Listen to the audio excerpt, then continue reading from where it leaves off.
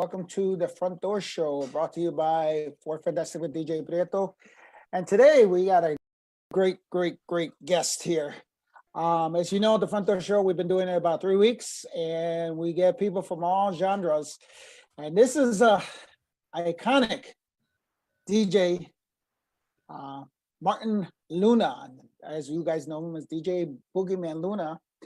So do everyone a favor, introduce yourself. While you're doing that, I'm going to start sharing it to all the thousands of people. Who are you? Who are you? All right. If you want to know more about me, just ask.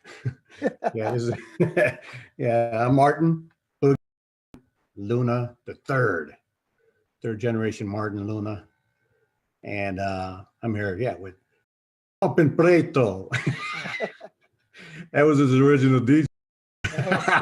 No, but it wasn't Prieto at the end. It was Prieto, remember? Prieto, yeah, like burrito. I get you. Yeah. That's where we always found you, always at the burrito joint. But anyways. Which one? Yeah. So I'm Boogieman. Pleasure to be here today for everybody. I understand, you got a great thing going on here, Angelo, and thank you. Glad to be part of the process and the documentary that you're doing here in general, as far as documenting all of us DJs and performers and people in the music industry. I think it's really important. You have like the Smithsonian Institute with the archives, and now you have a video generation. I mean, this lasts forever. So I'll be here in 20-something years, 100 years to rewatch. And Angelo, we're making history here, brother. We're in the mix. Like I always tell everybody, stay in the mix. That's perfect. So just to go forward with what you are, you're not just a DJ. I mean, because in this industry, Martin, let's start from the beginning. How did you start? Yeah, that's. I guess everybody's going to want to know that. How did you start doing what you do? Okay. I got asked this story more than a few times. I think I broke it down in a short few paragraphs. It was really entertaining to people in the UK and such when, my music that I produced and wrote was out there. And they used to come out here also for my DJ skills and find out what I was doing and how I did it. And they asked me that question: how did I get started? Well, I had two residences after like 1978-9, and my father, he was a cross country and truck driver. Besides, my mom having her hair salon in the neighborhood. My mom's Sulema. She has Sulema's Hair Provisions, and so basically with that, it allowed her to go back and forth as she wanted to with my dad, and then I ended up doing a lot of school time out there, and I would come out here for the summers, play sports and stuff like that, hang out with my friends, vice versa, depending on my dad's mood, really.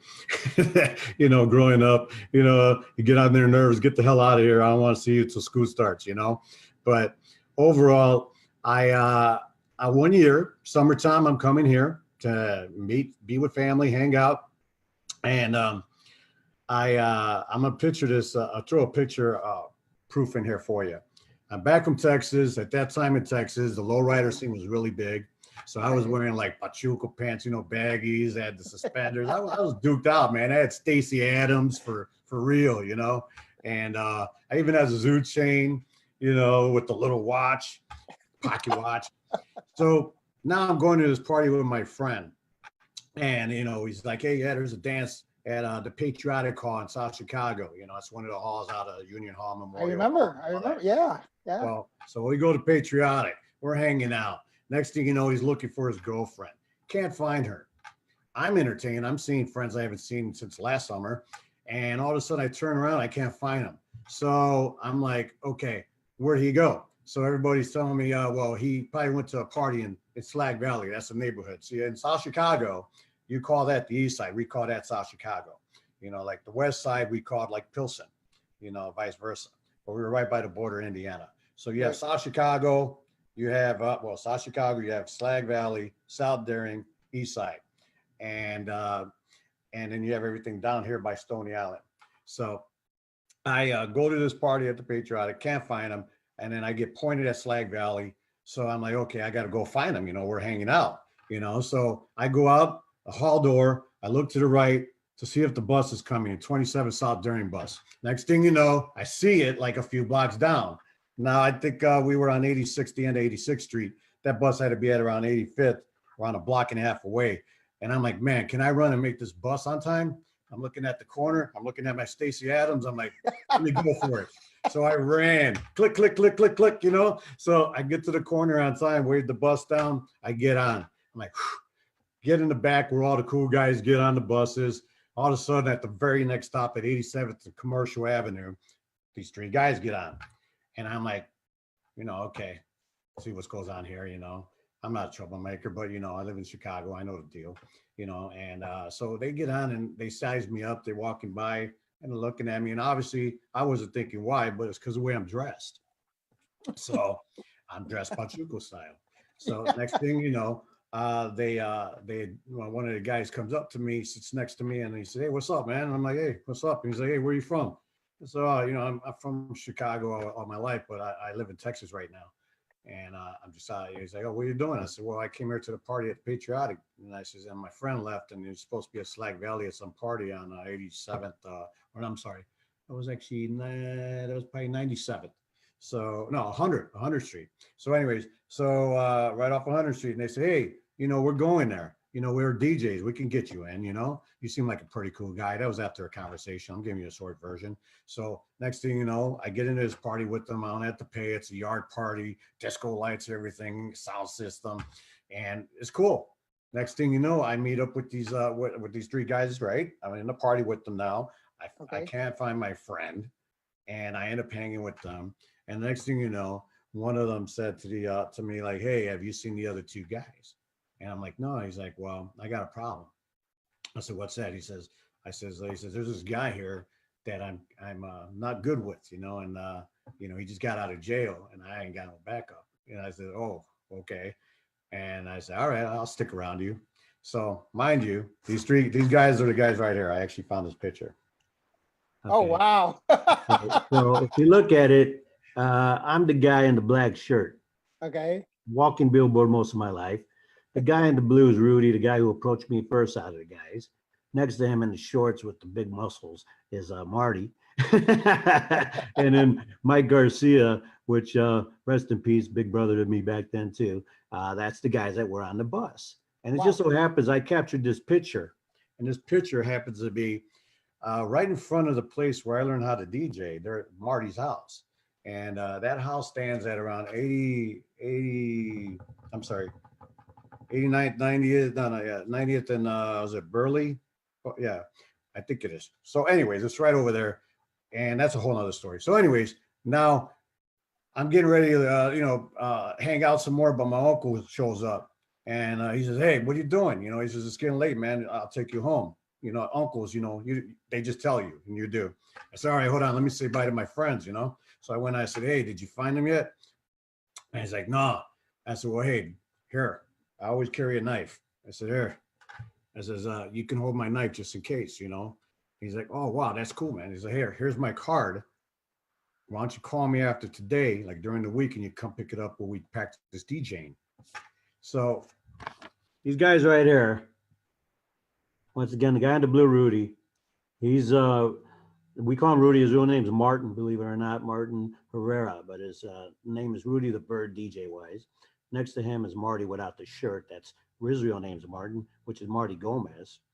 Okay, Michael, love you, guy. But at the same time, those are the two guys that taught me how to DJ. Okay. So just so you know. So anyway, so now I go to pick my knife up, and next thing you know, I'm hanging out with them. Next thing you know, I'm a roadie. Next thing you know, I'm a light man, which was the most valuable thing I got, because being a light man, they had a band there. This is what's great story is. Okay, this place, you know the movie Blues Brothers, right? Yep.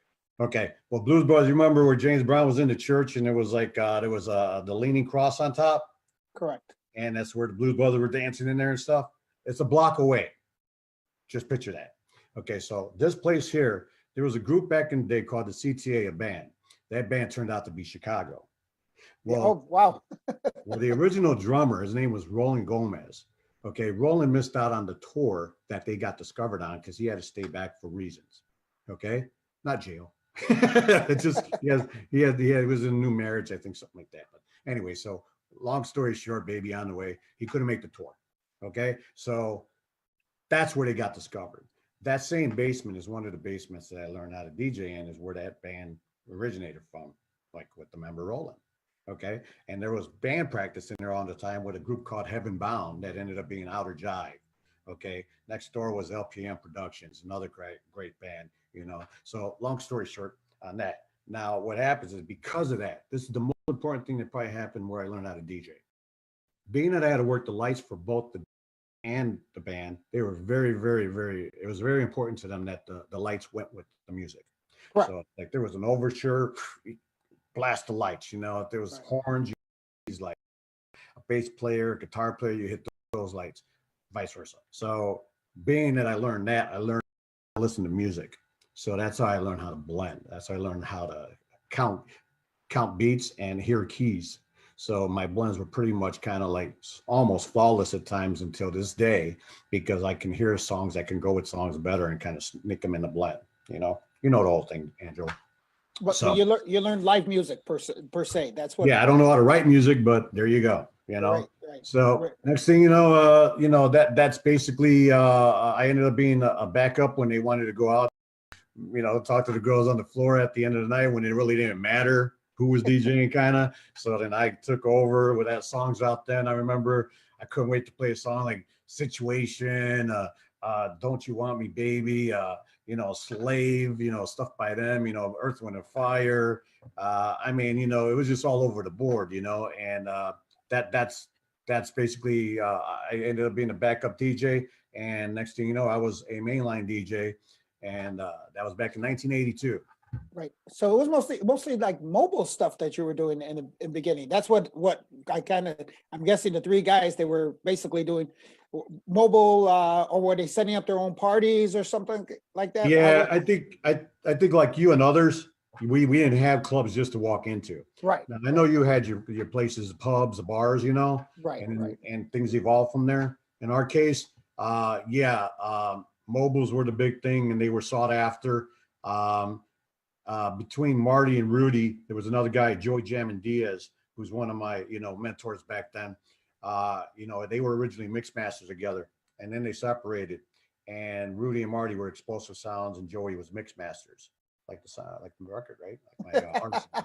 So what happened is that they were still friends, but they just broke it off, separated records, went their own ways, and they were the main go-to DJs. You had older guys like Louis the Bird Aguilera, Louis Bird. He was the oldies guy. I mean, nobody could touch Louis. He wasn't the best mixologist, but he knew what to play. The neighborhood still loves him to this day. You had Quality Sound Productions with Mondo, and then you had oh God, someone's gonna kill me if they're watching this. I forgot the name of the other ideas. I'm gonna just stay right there. But we had a lot of good talent there. If you know it, just type it in. I'll read it.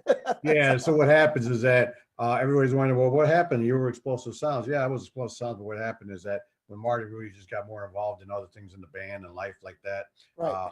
they were they basically passed the baton to me, and I took over. And me and Joey ended up teaming up because he was still doing strong work. And next thing you know, we were just looking at the fact that I'm around him more now. His name was originally the name of everybody, and I liked the name market-wise, Mixmasters. So I went with that name, and here I am today, Martin, Boogeyman Luna. And there's another story on the Boogeyman thing, but no, we're gonna get to that. I'm just saying. So that was you said 85-ish. Yeah, right. 82 is right when I hit. Right. So when do you become? So just like we talked about, like you just said right now about, then we had the pubs. When do you start going into, because everybody kind of did the mobile things and stuff like that, and you're a young kid still at this time. When do you start going into, is it teen clubs, or do you go right into the nightclub aspect of it? Very interesting question, and this is why. there was a I think neighborhood. I give interesting questions. Yeah, you're an interesting guy. Yeah, Thank you. you wear pants. But anyway, so here's what happens. So now we're in the neighborhood. There's a bar called Denny's 2, the latest bar to stay open till 5 a.m. on Saturdays. Well, they asked Marty and Rudy, a DJ.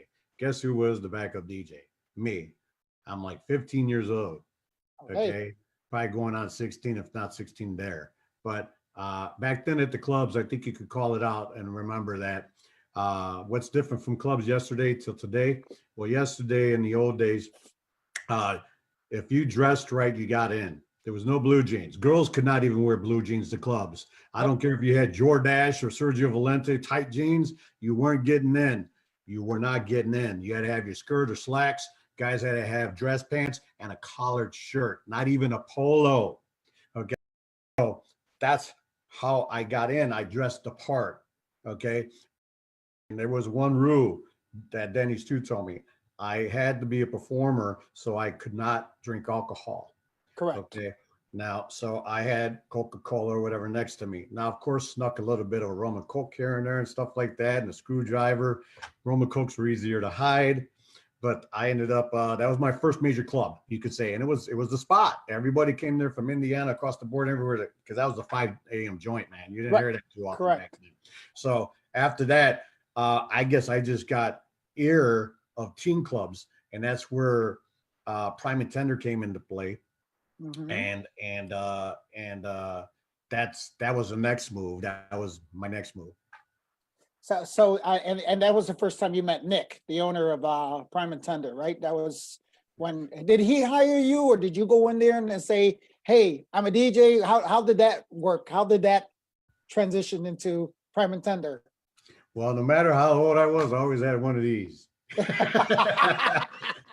Everybody always says, damn, that boogeyman, he always pulls the card out. I don't care where it is. Benji will tell you, bam, bam, bam. But what happens? It works. You know, back then, business cards were a big deal. You know, not everybody could just go to a Kinko's and make and not everybody had them either. Yeah, but you could not just go to Kinko. I want my business card. No, you went through a process to get business cards. Right. Not like the FBI, but I'm just saying, you know. But so what happens is that I got word about teen clubs. I went there to check it out, and man, I guess just my ambition, my push, my optimistic ways of looking at life. I approached them and let them know, hey, I'm a DJ and I got records, this and that, and I'd love to play here one day. I gotta say, Nick was and Jerry were, they were like, all right, well, you have to talk to the DJ, this and that. Now back then, Prime and Tender, Nick's brother was DJing, who's a very well respected attorney this day in the state of Illinois, but his brother Pete was the main DJ with also Tony Slammin' Sanini.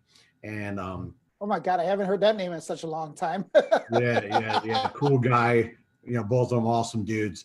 And so what happens is that they heard me out, and I guess let's just say this: even till this day, I'm not that guy, that DJ who walks in with baseball caps. I don't walk in with gear. I always walked in appropriately and casual or better.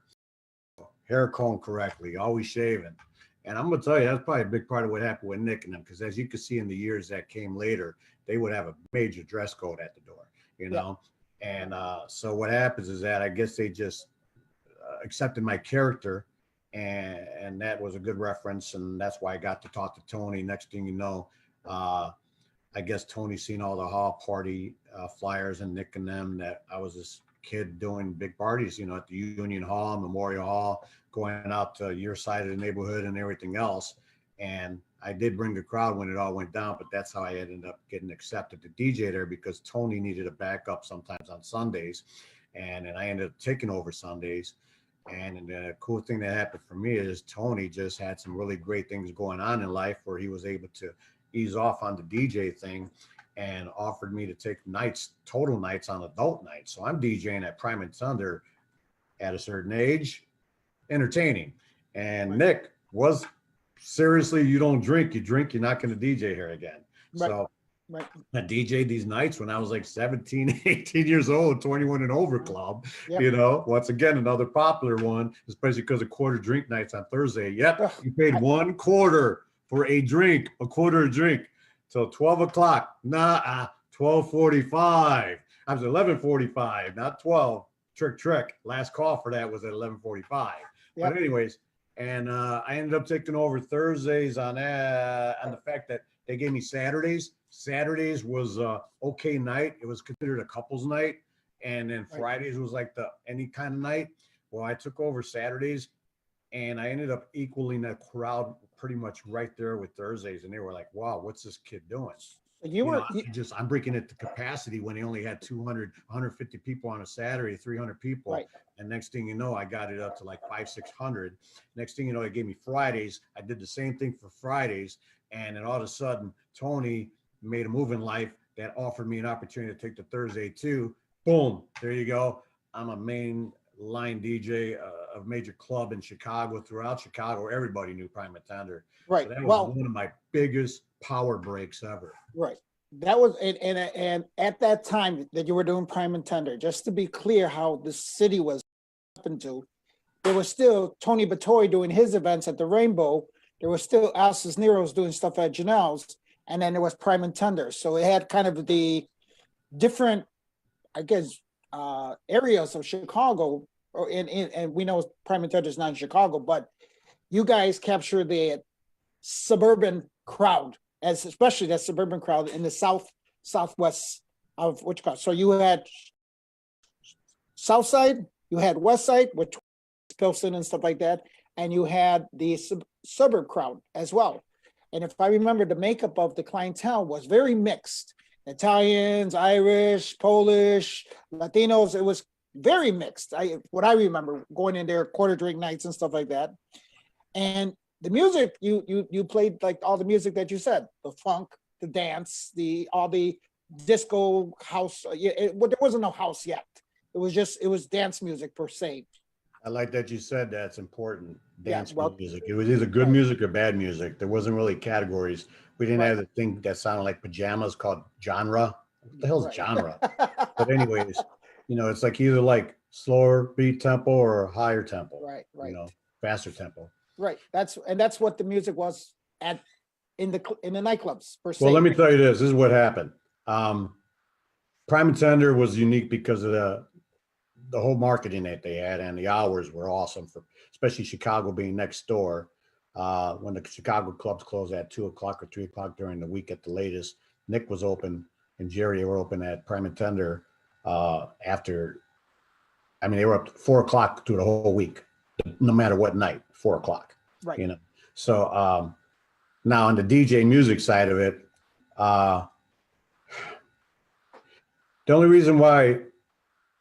Let me say this. A lot of people were attracted to Prime and Tender because of the quarter drink night, but it was also big and easy to park. Like Nick always says, plenty of parking. So because I did my research and I was out there trying to get gigs everywhere, I would walk into every place. I'd hear what they're playing. And if you don't remember, like some of the hottest places were on Rush Street. And what happened is at Rush Street, you did not play anything, not disco, basically, you could say it. Even some rock was being played there.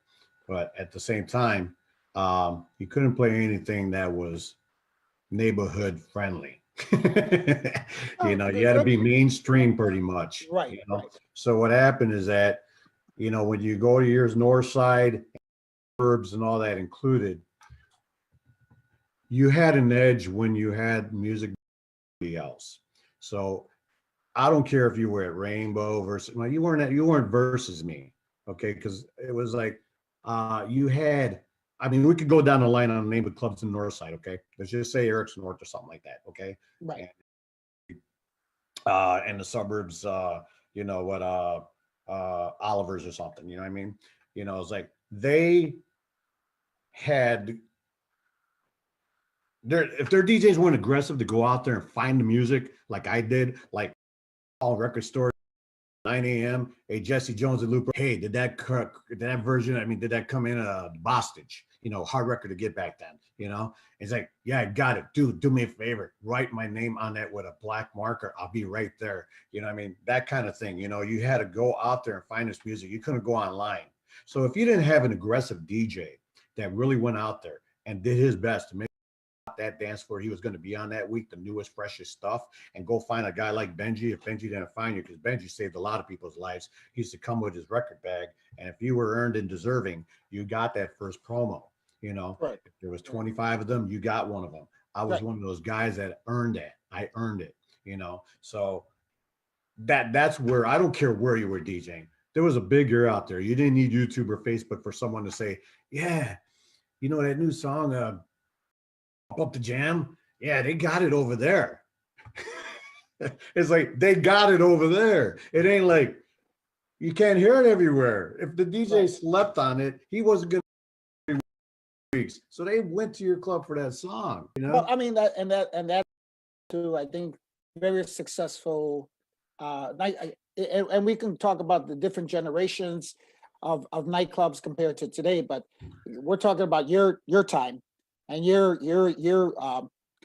limitations of what you can get, because that's what it was. It was very limited in this, and what I mean limited compared to today. But if you didn't do the hard work, like you said, you know, the hustling to get Yeah, what but you got. also had to be at the right place, Angelo, because let's look at this in retrospect to clubs. You had places with big money behind them, like the Snuggery. Okay. Mhm. You know, great group. You know, back then they were what, Ace or something like that, you know, and then they are a la carte, you know, but man, you know, they had places everywhere, really nice places. But the problem is you had to play what they told you to play. So as a DJ, you went in there, you didn't bring your crates, you played their stuff. Right. They limited it themselves. So on their limitations, that allowed guys like me to take their people away. Right. Because they weren't going to hear Fast Eddie there when Fast Eddie came out. It wasn't accepted yet. You know, what would you say? I don't know. You know, Angel Eyes was cool, but not Fast Eddie. You know what I mean? Right. You know, so, but that's how it really was, man. I mean, you really had to be a go-getter. You had to care about your people and the dance floor and having it first. You know what I mean?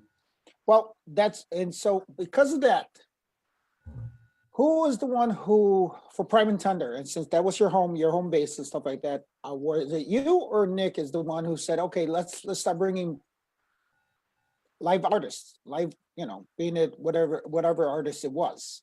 Was it you that influenced him, or him influenced you, or did you guys had this, like, let's talk, let's do something where we can bring in these groups, these artists? Well, once again, you know, I could be at the second portion of thought and conversation on how that happened.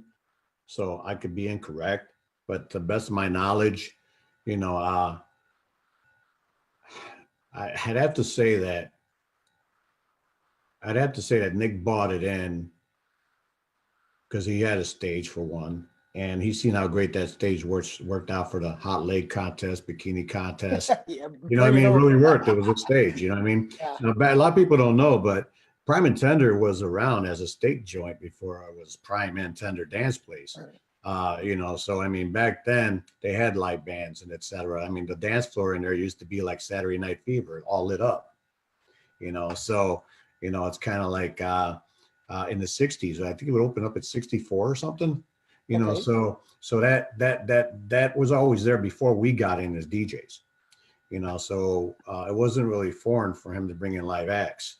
And I had to believe that it was probably inexpensive on the first hit because Benji was like the road manager for everybody, and he was able to bring in groups. Only problem was, once again, some of the groups that would come there could not even get in the door because of the way they were dressed.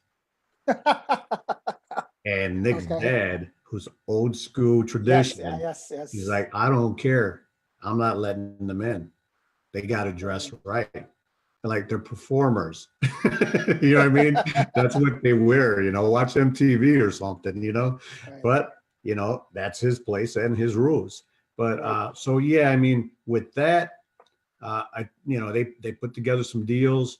I mean, you know, come on, you even had some little places like Richie's doing it, you know, Eric's. Oh, no, I remember, but it would be only because I can honestly say, I'm sure everyone's going to say that it's like one of the first times that people seen live performances of these groups was at Prime and Tender. I can tell you one thing personally, I didn't really like it because it took my DJ time away.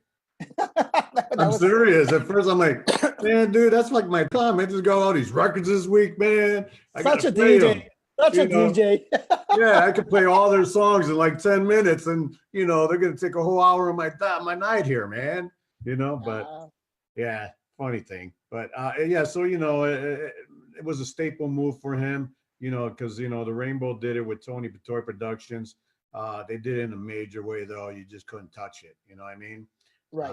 Eric North was probably second in command with that, and I guess we had the same. I guess we were probably third just because of capacity. I mean, right, size, not because Nick didn't have the studios. I mean, Prime and Tender wasn't a great place to be. It's just you could only fit in so many people. Correct. I think capacity, our legal capacity was 700, but I remember but I think I seen over 1,500 people in that place before. So yeah, we had lines out the door, man. I mean, if you ever went to Studio 63 in the recent years, the one on 63rd and Harlem on the corner, I'm gonna tell you, that door, picture that door, left and right to to 63rd Street and to the street over around the corner. People would line up like that until 2 a.m. practically. I know. I remember. Yeah, it was well done, man, and I mean, great times. So here you are, Prime and Tender, top DJ. You're doing.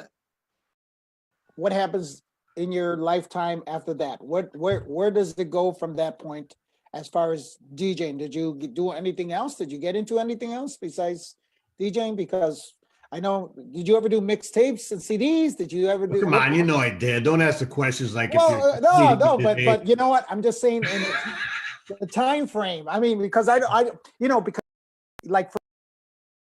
I'm not talking about you, okay? But I was late. I did it late. This is my interview. I did it way late, so that's why I'm asking with you. Yeah, well, here you go. And like I told you, I was very blessed to be in the industry, introduced with it with band members. So I seen a lot of real raw music playing, instruments, etc., production. And what happened is, as that worked out, I had that relationship with Benji in the record world, getting promos from him at the clubs, etc. And when I went to go meet him one time at Quantum Distributors, which was right behind DJ International's on 727 West Randolph back then, they were behind DJ International, same building. That's where the operation was with Yaya and everybody, And believe it or not, we all worked there. I worked there, Fast Eddie worked there, Tyree worked there, CZR worked there, and a lot of other great names, mainstream names, and it was really helpful because back then I was DJing, but I was a smart DJ. I never wanted to be a starving artist. And I mean smart because, yes, my parents brought me up in a workman environment. You work, you earn a living. And so, I mean, I was delivering newspapers at like 10 years old, you know what I mean? Yep. So, I mean, I was always working. And at that time, I was working at Carson Perry Scott. I was working in the a la carte division, serving food, candy. We were the first ones to do Colombo yogurt. That was a health craze back then. Like, wow. You know what I mean? And what happened is that I of course wanted a little change of atmosphere. So Benji was able to offer me a job in Quantum Distributors, and who wouldn't take that? You're being right there in the heart of the music land, Right. Music world of house music. So I ended up working there, and through that, I see people going in and out of the recording studio. So there you go. I ended up getting hands-on, ears-on training about how it works and everything else. And of course, by selling the records and working the industry at nightclubs, I had really good tone of what was going on out there. So I got introduced to the studio off a demo tape that I gave Benji, that me and my old partner, Joey Jammin Diaz, worked on. And some instrument played by Lou Sperano, because he was a piano player and he knew how to hit the keys correctly. And so we took a demo in there, and that's where that Express came in. And we did that on a 909 and a rolling keyboard. And 909, we did that pretty cool. We got that off of Carl Bias, who actually made Mind Games off of that for Jesse Jones and Liz Torres for Quest. No more Mind Games. Yep. So we had that actual 909 at that time. And so anyway, so we ended up producing that and making it a hit record overseas first. It went really in Italy and Milan. That's where I took off into the production area. And that was a flip side record. Joey and Lou weren't really into being in. They just liked what they did, you know. And Joey had a great job. Lou had a great job. I was the only one not with an actual, you know, paycheck job. Well, I was getting paychecks from Benji. What am I talking about? Minimum wage, so Benji. your Minimum first wage. But anyways, your first production was on Quantum Records. Is that no, the DJ one? International Records. Okay, DJ International. And then Yeah. since it was made by DJ International, you were the distributor, right? You worked in a distributing Quantum, company. yeah. Quantum. So that you helped with the sales of it and pushing the Dude, record. I called all over the world. I was all over every city in the United States selling. Okay, It sold itself a lot. It sold itself a lot, but Right. you know, you had to sell it still. You know, So here's a question I have to ask you, and it's an important question because I want people to understand that. And we just mentioned a little while before. So you couldn't call somebody in let's say China and say, I have a house track, because the word house wasn't created yet, right? That as far as the term, right? So what did you label it as far as the music you were selling? well, we would basically call it a Chicago record. Okay. You know, back then you had coast to coast. Florida wasn't even on the scene, like, you know, how they have all the the what's it used to be called the Winter Music Conference, but now what do they call it? Anyways, what's it called? The party they do? Ultra. Yeah, that wasn't even out there yet. You know what I mean? Yeah. And so you had New York, Chicago, and Detroit going at it to who made Correct. the best music. LA was trying to sneak in there, but they could never do it. So hey, so yeah, I'm calling from Quantum Distributors. Just want to know if you know we got copies of Fast Eddie in here, and Tyree too. Turn up the bass. Fast Eddie, yo, get funky. How many copies do you need? What's it sound like? Well, you know, it's a house track, steady house beat. So yeah, I guess we were saying house. We were saying house, but you know, as everybody know, not everybody knows, but as the right people know, I mean, the people that know understand. Never even played house in their head. The actual warehouse where Frankie Knuckles was. He wasn't. He never claimed it either. He never said I was the house father and everything else. He played music back then was probably more Philly style, you know, and it was a whole different scene. The warehouse on Halstead and Randolph was nowhere close near the 1 and 2 scene on the warehouse. Warehouse 3 was the one we all went to. Correct. Unless you were of the, you know, the gay scene, you were going to Warehouse 1 and 2. Not that everybody was gay that went there, don't get me wrong, but that was what it was. You know what I mean? And you know, and that was like a lot of New York music as well that was playing in the gay scene per se. Well, you know what? Let's not even go there. They were just playing their Philly type disco stuff. You know what I mean? Yes. So you know, when it comes down, I guess, you know, I'm losing my train of thought here, but I guess you said it earlier. It was either good music or bad music. Right. That's what it was. I mean, a lot of people don't understand. Back then in the Grammys, you only had one female artist of the year, one male artist, and one band. There wasn't all these subcategories. That's why you had the Prince of Pop and the Queen of Pop and the King and things like that. That's why Michael Jackson was the top and Madonna was back then. You know what I mean? Right. Prince was trying to sneak in there sometimes, but he was always Prince anyway. But you didn't have all these categories where everybody got a trophy. You know what I mean? It's you were either top or you weren't. And it was based on record sales too. Right. You know, and like when it comes to that, I bought some goodies here.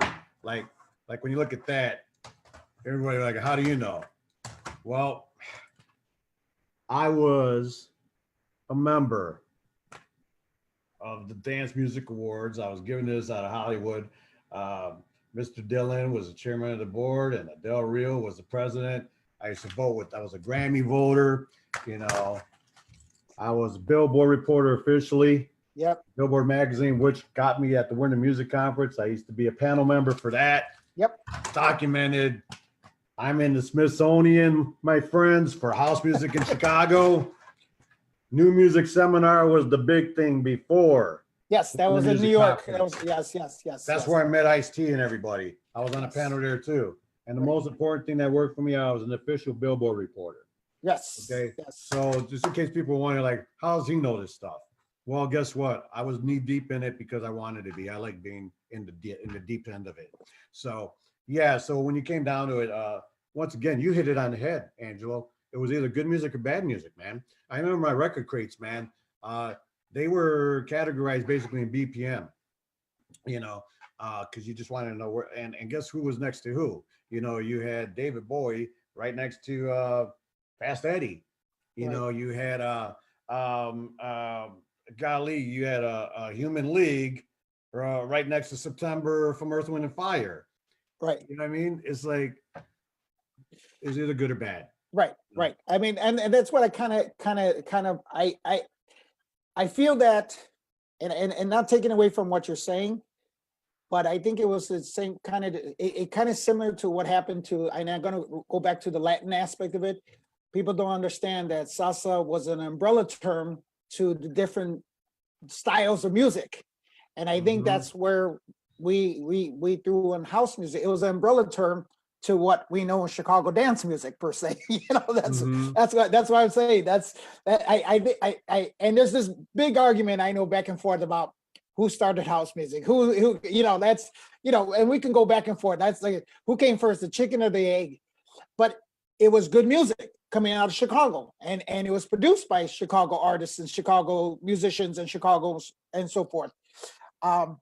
Because you were in the thick of it, and when I say the thick of it, you were probably thicker than most people were because of the fact that And you know why I say that with a passion is because I sacrificed a lot of my life and time for that. People don't understand that. You know, it's just like you could go into like today. Where are you today, Martin? Where would you like to be? Well, you know what? I in a great way, I envy a lot of you out there watching, and anybody that has families, a lot of grandkids already, stuff like that. You know what? I made a choice, you know, and I don't regret it. You know, I had this conversation with my daughter that almost brought me to tears when she thought, you know, wow, you know, sometimes I wonder if I wasn't around, you know, if I didn't come around, you probably would have made it bigger in life. No, you saved my life, you know, because I may have been partying more than ever and things like that. You gave me a reason not to be so risky about certain things, you know. So, you know, much love to my daughter, Alexandra, on that. And, you know, it's like deep felt. And that was one of my first ways, you know, first times where I was like, wow, you know, yeah, it would have been a nice difference. But, you know, this is me. It's like, you know, I took a dedication to it. And that's why I have big problems with a lot of DJs today that just have the letters D and J before their name and they never earned it. You know, it's just kind of like, you know, I don't know. It's just, you know, being in this business as long as I have, I've been as legit as I can. I mean, like today, I still, you know, practice good business. I do business as DBA, as Mixed Masters Inc., you know, and I pay taxes every year. I have for years, decades. I've always been on the grid, you know, just like recently, I got the SBA loan, the grant, thankfully, you know, for my Mixed Masters company. You know, I mean, it was a generous portion that I got, you know, and I am using it for my business. You know, I just, you know, I'm glad for that because guess what? I do things correctly. You know, it's just like today, a lot of the guys, I know they're having fun. Some of them DJing on live feeds and all that. It's really sad to see that, you know, where most of us are past 30, you know, and how is it that you're still like not with a 9-to-5 job that's going to give you benefits, etc. And you really expect DJing to carry you all your life? Seriously? It's like, that's why I said, you know, back when I was working at Quantum, me and Eddie and, you know, CZR and Tyree, a lot of people don't know, you know, we worked, you know, I mean, we were working minimum wage, like I think it was like 4.35 an hour back then, you know, and then I DJed at the clubs. Back then, people don't know, we were getting paid like, even Kenny Jason, everybody was getting $35, $50 a night to DJ. Back then, it costed $3.99, $2.99 for a domestic record that was made in the United States. Something outside of the United States was $7.99 to $10. So I would spend a whole paycheck on records. You know what I Yep. mean? Yep. And then on the other side, fortunately, I was able to live with my parents back then. You know, until I was 17, 18, then I just made my move. You know, and but it's like, you know, man, I'm gonna say, if any DJs are out there watching, producers, man, get a job, okay, a real job. I mean real, because something that you can get retirement on it, you can build something up for a future, leave your kids something. Because um, I do well because I work 9 to 5. I work for right now. I mean, for years I've been in the auto industry since 1990. Okay, Right. so if I said 1990 right now, I only been in the record production since 86, 87, DJing since 82. But you know, I've always had a 9 to 5 job. I worked at Payless Shoes. You know, when I was DJing at Prime and Tender. You know what I mean? You know, I did what I had to do, and I still do that. And Well, I think that's a testament to where your work ethics per yeah, se. but that's what also helped me get to buy more records. What I was getting to. Right. Everybody's wondering, like, you know, like right now, I'm doing a cleaning out the crates on Facebook Live and everything right now, because I am cleaning them out. I've just yesterday completed my process of going through 75 crates of records. I had 1/3 more than that before my last move. Okay. And and if anybody's interested in what I decided not to keep, they can reach Benji Espinoza after probably a month from now, because we're still organizing. Right now, I'm staring at 12 more crates going to him on Tuesday. Okay. So, you know, and with these hard times, that's why I have something to fall back on. I mean, you know what? Fortunately, you know, some of us have good habits of saving money, et cetera, like that. But at the same time, you know, that was an investment, you know, and I'm capitalizing on my investments. You know what I mean? So when I go out there now, and I'm gonna tell you guys, with this whole thing going on right now, with this you know, lockdown and everything else, and when they slowly open up the industry, I'm gonna tell you, clubs are gonna be monitored. Okay. And if you're DJing right now at a club before this that doesn't have a license to entertain, and they get away with it, ain't happening no Come more. on, I agree. I agree. You know what? I'm gonna tell you, you know, just, you know, like my daughter, she's going to college right now, UIC, to be in criminal justice and criminal law, and you know, she got a lot of that due to her own hard work, you know. So, but my point is, she's also working at McDonald's, man. I mean, you know, I mean, she knows, she was brought up right. Like, God bless, because you know, it's like I try to instill in her what I got raised with, you know. And because you know, I don't know, I'm not bleeding on everybody here. It's not bleeding. I'm just trying to say, man, if I wouldn't care, I wouldn't say it. So you know, I know DJs are watching this, and that's why I'm telling you, man. You know, even if you produce a great record, Britney Spears, everybody, you know, they're not selling 3 million records anymore.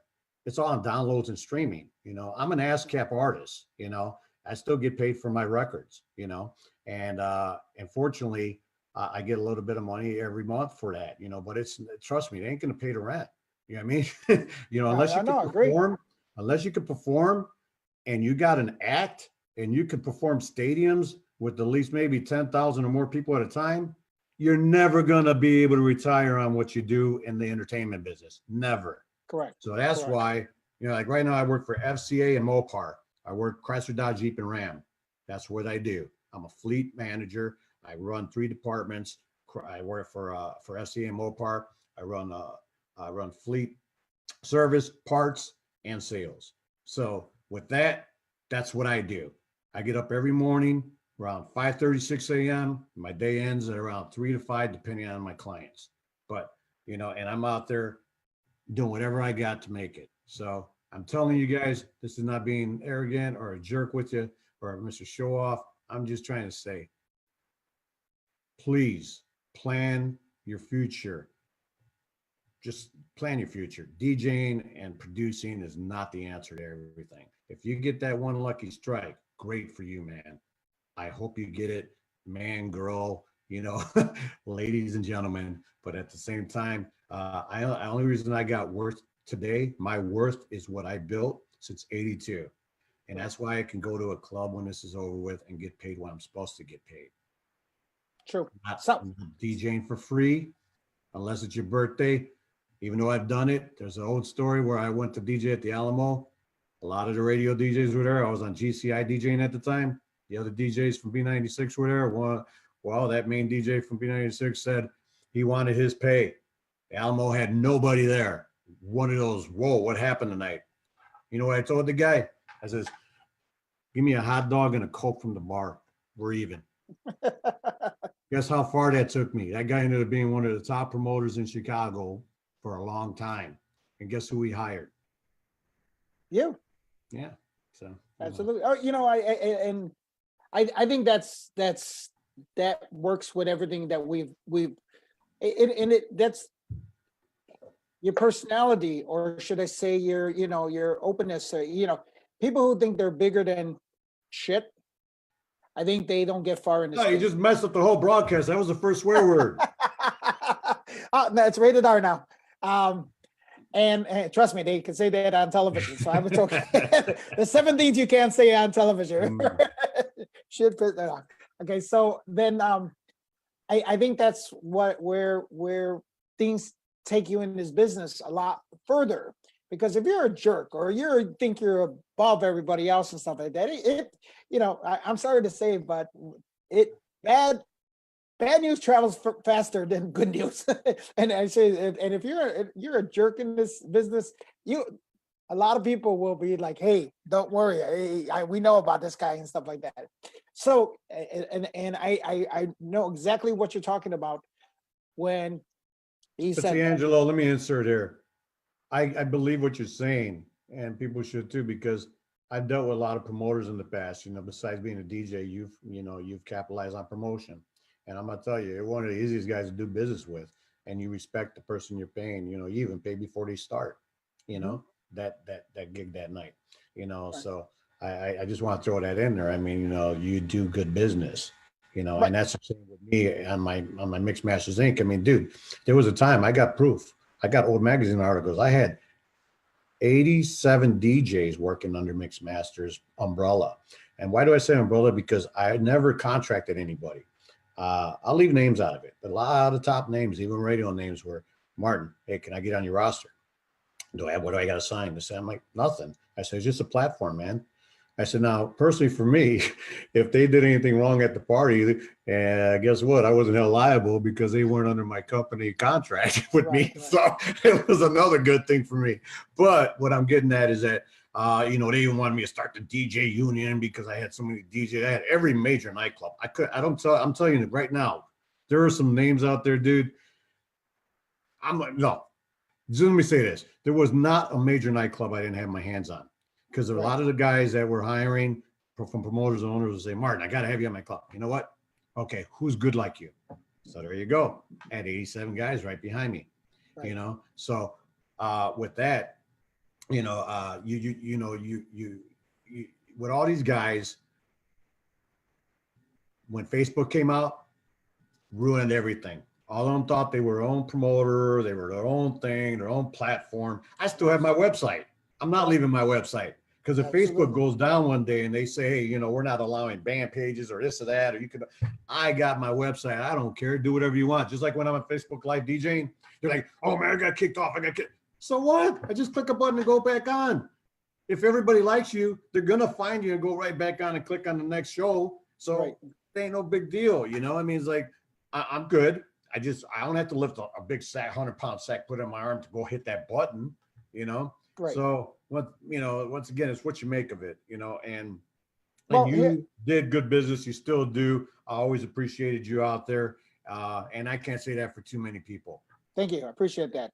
Well, I mean, speaking of your business, now you're working at Quantum, working at Carson Beer Scott, and working at all your other jobs. But I was a DJ International too. Right. Well, that's what I was going to say. What step does that take you into radio? Because you were on radio as well. That was a very good hurricane.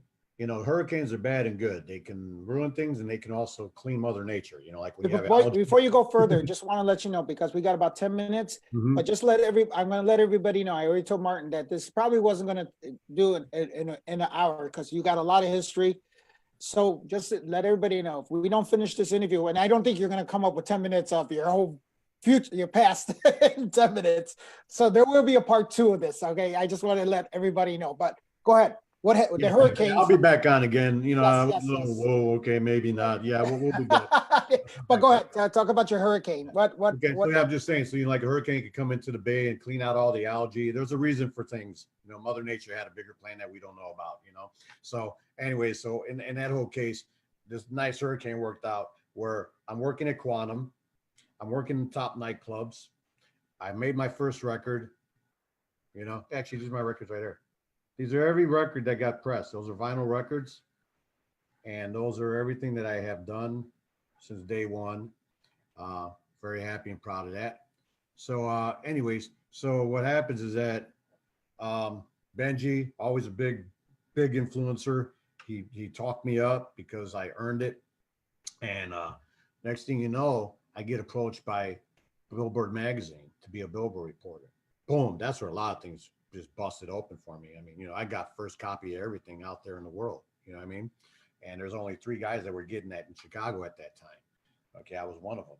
So, so all of a sudden, DJ International, the record label, seen an opportunity with that because I had a reach with the world on breaking music. They were watching my charts nationally. What's he playing? You know, so I was able to not even lie about it. But part of the Billboard is that you have to report what you're playing at the nightclubs. Because I was in the Billboard club panel. Okay, so Right. club DJ panel. So I put them in there.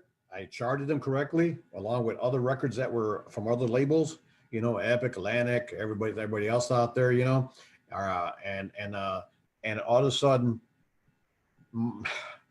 I guess, you know, everybody from, you know, Rocky and Benji and everybody asked me to lend them my ear from everything I was hearing to help with DJ International. So that's how I became the A&R director. Okay. I was the guy that signed the majority of the new acts after 89. So every tape would come to the label in the mail. I'd have a box sitting next to me in the office, at my own office. And that I used to listen to every cassette one by one. And if I felt that they were right for the label, I'd feed it to Benji and Rocky. Next thing you know, somebody got signed. And so because of that, I was an A&R director. So I was working the radio. I got called into WGCI by a visit from Armando Rivera, our beloved WBMX man. You know, the host of the WBMX 102.7 FM party there. You know, Saturday night dance party. So what happens is that he brought in the music director to see me playing live on the main floor that I played on Saturdays at Shelter. And that's how I got picked up for that. So I'm going to tell you, I'm sorry if I'm saying everything so quick, everybody, but everything happened that fast. It really did. You know, I got fished in from Prime and Tender. Everybody wanted me after Prime and Tender. It really sparked the thing where I was even able to leave Prime and Tender for a moment and come back and get paid more. You know what I mean? You know, it's like my value just rose, you know, but that whole thing, I'm going to tell you, Angelo, unless you give me bullet points, it's really, everything just happened. I was doing all things at one time. And maybe that's because I can do that. Some people can juggle. I can't juggle. I tell you, I couldn't juggle right now if I tried, but I can manage things a lot more different than people. I could, you know, I don't like to micromanage, but I could multi-manage things. And so, you know, back then I was selling cars. I was working, you know, at the label, working the radio, etc. And I ended up going full-time music at that time. I was the A&R director. I was an artist. I was a DJ, a remixer, which is a whole nother great story there to tell. I think I went a little bit off of what you asked, man, but you know, it's kind of like one of those things, unless you got like more than a minute, there's just so much to it. I mean, because you don't want to leave anything out. There's some really Well, important let's talk about the radio aspect of it, the radio, and then we'll go, because we're doing a second show. So I remember the radio, that was GCI, right? That's what you were on? Mhm. So was it, because the Hot Mix 5 was already created, correct? Yeah, they were what, 3 year or 4 year span barely. Right, right. And then you came up with, what was it, you, or was it just a group of guys? You said, okay, let's do GCI. And was it Mixmaster? What was it? What exactly was it that you Well, guys here's were what doing? happens. Like I told you, the shelter story, Right. So, Armando brought in the music director, Stephen Ross, who was the acting music director, to hear me out. And that's where they said, hey, we'd love you to be on the radio on the weekends. They had some guy that was syndicated from LA, I believe. And he wasn't playing what Chicago wanted to hear for Club 107.5. So they offered that to me. Fortunately, I went right on that following week because they knew I was already on. Harry the Blade had put me on WCYC, CRX, 88.1. So I was already recognized by them. They were listening to me, and I didn't know it yet. They were already listening to my show. So my hour, and so they said, yeah, they said, don't even worry about, just get us a tape. And I said, you don't want to hear it first? No, I said, we know how you work. You know profanity, that. So, but the reason that all worked out was mainly that factor. Before that, though, just think about it like this. I was working every top nightclub in Chicago. If there was 10 nightclubs, I was working 7 of them.